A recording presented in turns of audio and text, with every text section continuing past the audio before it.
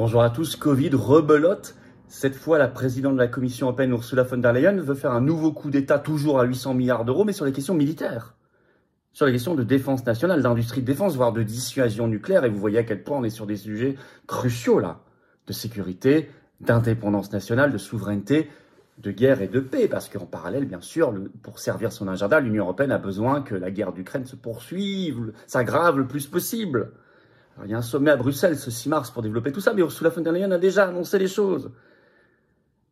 Et vous allez voir, ça va jusqu'à piocher dans notre épargne pour financer tout ça. C'est quelque chose qu'il faut combattre avec la plus forte des énergies au nom de la France libre et de la paix. C'est évidemment la sortie de la France de l'Union européenne, le Frexit qui s'impose. Notre ligne, notre discours de patriote n'a jamais changé. C'est pour ça d'ailleurs que nous sommes crédibles et qu'on se bat très concrètement. Quand je sortais mon manifeste pour la paix et la liberté fin février 2022, vous pouvez le relire aujourd'hui, il est très court, j'annonçais tout, que l'Union européenne ferait tout, Macron, pour que la guerre se poursuive, s'aggrave, pour servir son agenda. Leur agenda, on ne s'est pas trompé. Alors on ne se trompera pas, il faut demain, et il faut y arriver à sortir de tout ça. Alors ceci dit, il y a une poussière dans l'engrenage qui pourrait faire louper complètement ce coup d'État européiste. C'est que Zelensky est en train de se soumettre à Trump manifestement sur la paix, sur ses exigences de paix. Et ça, c'est une catastrophe pour l'Union européenne, parce que ça veut dire que ça pourrait couper court à l'idée d'une guerre. Catastrophe pour son agenda. On va y revenir aussi, parce que ça bouge beaucoup toutes les heures, ça va très très vite. Dans cette vidéo très concrète, à mon avis très importante, merci de la partager, pour ça vous abonner à cette chaîne, un petit clic gratuit sur s'abonner à la chaîne. Alors je reviens là-dessus. Merci à ceux qui ont entendu l'appel hier, la censure a recommencé un peu moins fortement, mais il y a beaucoup de désabonnements forcés, des gens qui sont désabonnés, vérifiés. Il y a une vraie pression sur la chaîne qui dérange, une censure, des gens qui sont désabonnés de force. Cliquez s'il vous plaît sur s'abonner à la chaîne en dessous, un petit clic gratuit, pour aider à lutter contre cette censure, parce que c'est quasiment inédit ce qui se passe. Ça a commencé fortement depuis hier matin, hier nuit même. Il faut que ça cesse. Merci de vous abonner à la chaîne, un petit clic gratuit, ça fera une meilleure diffusion des vidéos. Pour vous, en plus, c'est plus pratique si vous appuyez sur la petite cloche à côté, comme ça vous êtes notifié dès qu'il y a une nouvelle vidéo. Voilà, on est en direct par ailleurs ce vendredi 7 mars à 19 h sur la chaîne. Merci de votre abonnement à la chaîne, vous aidez vraiment à lutter contre la censure. Pensez-y s'il vous plaît. Et retrouvons-nous à 19 h donc ce vendredi 7 mars pour notre grand direct explosif sur toute l'actualité et toutes vos questions que je découvrirai, auxquelles je répondrai sans langue de bois. Notez-le d'ores et déjà, le lendemain, samedi 8 mars, grande manif nationale, Macron, Ursula, on ne mourra pas pour l'Ukraine. Elle est exceptionnelle cette manifestation. Parlez-en autour de vous partout, ramenez du monde, il y aura un monde fou. Rendez-vous Paris dès 14 h, place du Palais Royal, le cortège part à 15 h pile, pas après. Mais il faut qu'il y ait un monde fou, ça s'organise de partout au covoiturage, faites circuler l'information, il faut vraiment qu'on ait une marée humaine pour nous sortir de cette folie dont je vais vous parler aujourd'hui dans cette vidéo notamment, et pour la paix, pour la France libre et pour l'avenir des générations qui viennent. Les patriotes prennent leurs responsabilités et agissent, mais je ne peux le faire qu'avec vous et grâce à vous. Si vous n'êtes pas là, je ne peux pas, on ne peut pas. Mais on le fait, les militants, les bénévoles. Venez maintenant, adhérez, réadhérez aux Patriotes par le premier lien sous la vidéo en description. Vous faites un don au mouvement par le deuxième lien sous la vidéo en description. Les liens sont également sur notre site les-patriotes.fr. C'est défiscalisé pour vous aux 2/3 de vos impôts. Ça fait baisser vos impôts massivement en adhérant, réadhérant ou faisant un don. Vous aidez un mouvement qui n'a pas un centime de subvention publique, qui fait, ça coûte de l'argent. On ne peut pas le faire si vous n'êtes pas là.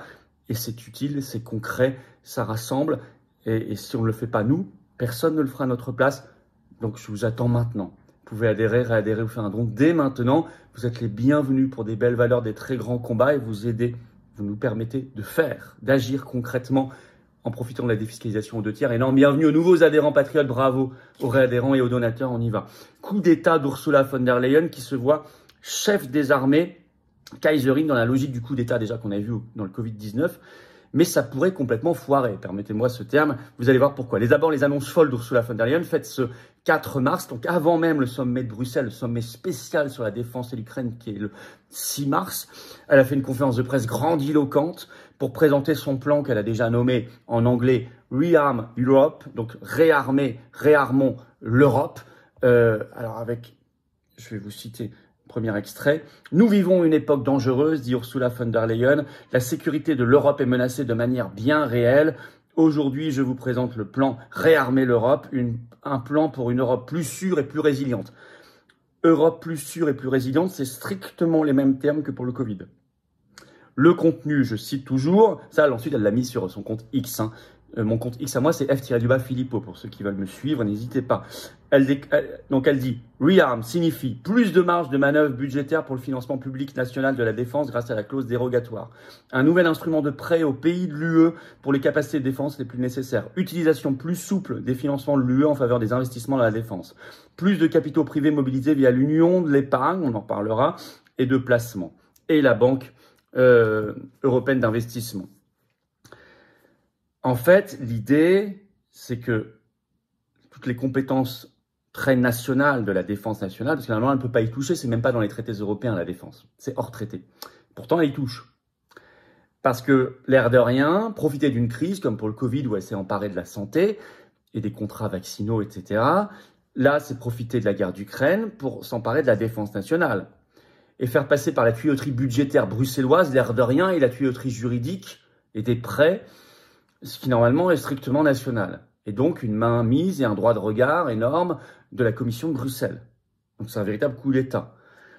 Et l'AFP précise ce 4 mars, c'est un plan, je cite, pour mobiliser près de 800 milliards d'euros pour la défense européenne, pour une Europe sûre et résiliente, toujours les mêmes termes, donc ça c'est les termes de Covid-19, dont 150 milliards d'euros de prêts à disposition des 27.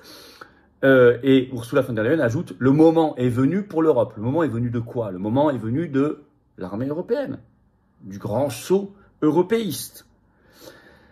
C'est particulièrement problématique en termes de souveraineté et de sécurité, et notamment pour un pays comme la France, en effet. Parce que ça veut dire concrètement qu'elle met la main sur les budgets de la défense qui relèvent normalement strictement des États-nations, je le disais. Ça veut dire, comme pour le plan Covid, que la Commission européenne pourra décider des orientations à suivre, du type de matériel qu'il faudra acheter, pourra conditionner aussi ces sommes et ces prêts, parce qu'il y a 150 milliards de prêts bien à des réformes qui seront exigées. Souvenez-vous, pendant le Covid, le plan Covid de juillet 2020, il y avait, déjà nous on était perdants parce qu'on donnait beaucoup plus que ce qu'on recevait. Mais en plus c'était conditionné. C'était conditionné à l'époque notamment à la réforme des retraites. Bon bah là, s'il y a des prêts, 150 milliards d'euros de Bruxelles, l'argent magique, ça sera conditionné à des réformes aussi. Atteinte gravissime à notre souveraineté nationale et militaire, surtout pour un pays comme la France qui a la première armée du continent, qui a la dissuasion nucléaire comme vous le savez, et qui a la première industrie de défense d'Europe, qui est la deuxième plus exportatrice du monde derrière l'industrie américaine. Et donc si on s'amuse à partager tout ça au niveau européen, vu que c'est nous qui avons la plus importante, on sera les premiers perdants. Enfin, c'est un calcul mathématique évident. Les premiers gagnants seront l'Allemagne dans tout cela. Ce coup d'État vise à terme à créer le plus vite possible une armée européenne, voire à piquer la dissuasion nucléaire européenne, à détruire nos armées nationales et nos pays, à entretenir la guerre militaire, la guerre en Ukraine, pour justifier l'ordre militaire européiste. C'est la guerre d'Ukraine aujourd'hui, ça pourrait être d'autres demain.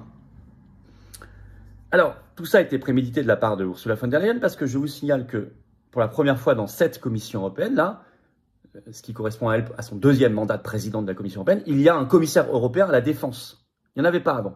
Et justement, elle en avait nommé un. C'est Andrius Kubilius, qui est lituanien, et il est bien le tout premier, comme elle dit elle-même. Donc, on en est là. Alors, l'épargne est dans le viseur. C'est confirmé par France Info, article du 3 mars. Je vais vous citer ce qu'écrit France Info. Parmi les pistes pour augmenter le budget de la défense européenne, l'idée de puiser dans l'épargne des Français est défendue par certains parlementaires. Je cite, mot pour mot, France Info. Parce qu'après, ils vont dire, non, mais c'est pas puiser, c'est autre chose, etc. Écoutez, les termes sont là. Et de toute façon, une fois qu'on rentre dans cette logique-là, vous savez, on peut vous vendre tout ce qu'on veut au départ. Les européistes mentent toujours au départ. Ils ne disent jamais la vérité. Reprenez les campagnes de Maastricht ou de la Constitution européenne, ils vous vendaient des choses qui n'étaient pas vraies. Et c'était les souverainistes, les gens qui étaient contre ça, qui annonçaient ce qui allait vraiment se passer. Alors, là d'ailleurs, la dimension européenne de cette histoire d'aller prendre dans l'épargne est confirmée par Ursula von der Leyen elle-même ce 4 mars dans sa conférence de presse. C'est repris par un article des Échos de ce 4 mars. Je vous cite, écoutez. Enfin, d'autres mesures visent à mobiliser les capitaux privés, accélérer l'union de l'épargne et de l'investissement bloquée depuis des années. Donc la guerre sert cet agenda-là aussi, mais que les États membres tentent de ressusciter depuis plusieurs mois et faire évoluer le mandat de la Banque européenne d'investissement pour qu'elle puisse fournir des prêts en matière de défense. L'ensemble de ces propositions, écrivent les Échos, doit être discuté avec les leaders européens lors du sommet extraordinaire ce jeudi, le 6 mars. On en parlera. L'union de l'épargne. Donc profiter de la guerre d'Ukraine, prolonger la guerre pour faire avancer ce projet d'union d'épargne. On l'avait décrypté avec Tom Benoît, ici, sur cette chaîne notamment, qu'on avait aussi invité dans nos événements comme Arras, qui nous avait bien expliqué à quel point ça visait ensuite à piocher dans notre épargne. Je rappelle qu'en France, il y a 6 000 milliards d'euros à disposition. Donc ils ont besoin de la guerre, vous voyez toutes mes vidéos, je l'explique. L'homme même, il parle même maintenant d'envoi de troupes, vous le savez, je ne vais pas y revenir, j'ai expliqué dans toutes les précédentes vidéos. Et vous avez eu un débat à l'Assemblée nationale ce 3 mars, avec notamment prise de parole du Premier ministre Bayrou, qui lui, maintenant, fait comme s'il n'y avait plus qu'une seule armée européenne en additionnant les forces. Un peu comme les européistes, pendant les JO de Paris à l'été 2024, additionnaient les médailles en disant « Regardez, on est les premiers parce que c'est nous qui avons le plus de médailles d'or ». Ils additionnaient les médailles de tous les pays, des 27 pays de l'Union européenne, ce qui est complètement idiot, ce qui est un moyen d'effacer les nations. Je cite Bayrou. Il a comparé les forces militaires de l'Union européenne, donc ça c'est toujours dans l'article des Échos, complétées par celles du Royaume-Uni à celles des États-Unis ou de la Russie. Le PIB de l'UE ajouté à celui du Royaume-Uni est 10 fois supérieur à celui de la Russie, a-t-il avancé. Si nous sommes forts, c'est que c'est à nous, Européens, de garantir la sécurité et la défense de l'Europe. Et d'abord, dans l'urgence, nous ne pouvons pas laisser les Ukrainiens sans défense. Il parle d'une situation historique, la plus grave depuis la fin de la Seconde Guerre mondiale. Et on verra ce que dit dans son allocution, parce qu'on vient d'apprendre que ce 5 mars, à 20 h, Macron allait parler. Il va sûrement dramatiser à mort pour faire peur le retour, 5 ans après, du « nous sommes en guerre », à l'époque du temps du Covid. Il y a beaucoup de similitudes. Le problème pour eux, mais c'est une chance pour nous, c'est que Zelensky semble être en train de se coucher par rapport à Trump, et ça, c'est la poussière dans l'engrenage. Et d'ailleurs, la presse commence à le remarquer, puisque ce 4 mars, sur son compte X, Zelensky a mis un tweet où il déclare ceci. « Je voudrais réitérer l'engagement de l'Ukraine pour la paix. Personne chez nous ne veut de guerre sans fin. » Il écrit « L'Ukraine est prête à négocier, elle est à la table de négociation aussi tôt que possible pour nous approcher de la paix. Personne ne veut plus la paix que les Ukrainiens. Mon équipe et moi-même sommes à disposition pour travailler avec le président Trump sous son leadership puissant pour obtenir enfin la paix. » Et dans son discours sur l'état de l'Union, dans cette nuit-là, Trump a lu une lettre qu'il a reçue de Zelensky qui redit à peu près la même chose. Qui parle même maintenant d'un possible cessez-le-feu. Et d'ailleurs, ça inquiète les Eurogagas. Vous avez Politico, ce 5 mars matin, qui sort un article, alors qui écrit ceci d'abord, je vais vous citer. Ça pourrait très mal tourner au sein des gouvernements européens. On a conscience qu'à l'heure de passer aux actes sur la souveraineté et la défense de l'Union européenne, il pourrait déjà être trop tard, alors que les 27 chefs d'État et de gouvernement de l'UE doivent se réunir à Bruxelles demain, donc ce 6 mars. Les diplomates craignent que Trump les prenne de vitesse. Le président américain a déjà annoncé hier la suspension de l'aide à l'Ukraine, non sans résultat. Oui, le premier résultat, c'est que Zelensky s'est couché. Et ça inquiète les Eurogagas. Politico en anglais a sorti ce 5 mars un article en parlant d'un possible sommet cauchemardesque à Bruxelles. Je cite, « Certains craignent que cela ne se passe horriblement mal parce qu'ils n'arriveraient pas à imposer leur agenda de coup d'État militaire européiste, d'armée européenne. » Ils ne vont pas le dire comme ça tout de suite, mais vous voyez bien que ça mène à ça. D'union de l'épargne, de dissuasion nucléaire européenne, etc. De guerre et de transfert à l'Union européenne de la capacité de défense et militaire. Donc ça, c'était le fait que Trump ait réussi à plier Zelensky, et heureusement, on verra si ça dure, attention, mais c'est la poussière dans l'engrenage européen, c'est problématique, ça peut faire complètement louper ce coup d'État d'Ursula von der Leyen. Mais de toute façon, attention, cette mafia européiste fonctionne toujours de la même façon. Elle profite et elle amplifie une crise pour avancer son agenda, pour prendre la compétence. Si vous défendez la paix, la liberté, l'indépendance nationale, la France, libre, il faut le Frexit. Si vous défendez l'avenir de vos enfants, que vous n'avez pas envie de les mobiliser au front, sur le Donbass, qui se fassent trouer la peau là-bas, pour des guerres mondialistes, des guerres européistes, il faut sortir de l'Union européenne. Si vous voulez assurer un avenir au pays, à notre pays, et à la jeunesse, et à toutes les générations qui viennent, il faut sortir de l'Union européenne. Frexit égale paix, plus que jamais. C'est pas pour rien qu'on fait la manif nationale. Macron, Ursula, on ne mourra pas pour l'Ukraine. Donc pour la paix, ce samedi 8 mars, rendez-vous à Paris dès 14 h, place du Palais Royal. Le cortège part à 15 h pile, pour ceux qui me demandent. On ira jusqu'à place Pierre-Laroque. Venez, venez, faites venir, faites savoir partout cette manif. Très, très nombreux, plus nombreux que jamais. C'est un appel à la résistance, c'est un appel à la mobilisation générale. Très important. La veille, vendredi 7 mars à 19 h, on est en direct sur cette chaîne. Et je prendrai toutes vos questions que je vais découvrir en direct, sans tabou. Et toute l'actualité qu'on étudiera ensemble en France et dans le monde, il y a de quoi faire. Le 27 mars, je suis en réunion publique en Saône-et-Loire, entrée gratuite, ouverte à tous, mais il y a un lien d'inscription sous la vidéo en description. Inscrivez-vous si vous voulez venir, j'y serai le jeudi 27 mars au soir. Informations et réservations sous la vidéo en description. Merci de vous abonner à cette chaîne, un petit clic gratuit sur s'abonner en dessous, c'est tout.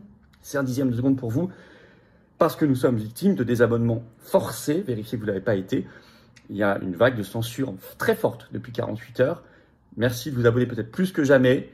Petit clic gratuit pour aider à lutter contre cette censure, à la chasser et à faire que ces vidéos se diffusent encore mieux. Vous aidez comme ça et c'est formidable. Je vous attends, patriotes. Je vous attends. L'heure est grave, mais je ne veux pas dramatiser dans le sens de vous faire peur comme le font Macron et les autres. Moi, je dramatise pour l'espoir. Parce que je vous dis, ceux qui n'y croient pas, vous avez tort. Il faut se battre. Il faut toujours se battre. La résignation, la désespérance, c'est ce que veulent nos ennemis. La peur, c'est ce que veulent nos ennemis. Nous sommes le mouvement anti-peur. Et donc une carte d'avenir. Le plus grand mouvement souverainiste et de résistance, c'est pour la paix de France, qui se bouge concrètement pour la paix. Il n'y a aucun autre mouvement en France qui organise des grandes manifs pour la paix, toutes les actions que nous faisons, en donnant la parole à tout le monde. Mais je peux le faire qu'avec vous. Contre la résignation, pour l'avenir, pour nos enfants, pour la paix, pour la France libre, pour la liberté, venez maintenant. Ceux qui hésitaient, c'est peut-être le moment de venir, l'heure est très grave. Je vous attends, vous serez bien accueillis. On vous proposera des choses, vous choisirez votre degré d'engagement. Vous pouvez adhérer, réadhérer aux Patriotes dès maintenant par le premier lien sous la vidéo en description. Ce lien est également en commentaire épinglé. Une petite fiche sur l'écran maintenant et dans quelques secondes un lien sur l'écran. Vous pouvez faire un don au mouvement par le deuxième lien sous la vidéo en description. C'est vital, c'est don aussi parce que nous n'avons pas de financement public. Pas un euro, rien, ni d'aide des banques. Les liens sont également sur les-patriotes.fr pour faire tout ça. C'est défiscaliser de vos impôts aux 2/3. Au lieu de donner ça à Macron, aux fils qui en feront n'importe quoi, vous le mettez dans la cause, un mouvement indépendant qui fait. Et qui a eu raison, surtout, on le voit bien. Et je vous dis bienvenue aux nouveaux adhérents patriotes, bravo aux donateurs et aux réadhérents, et vive la France.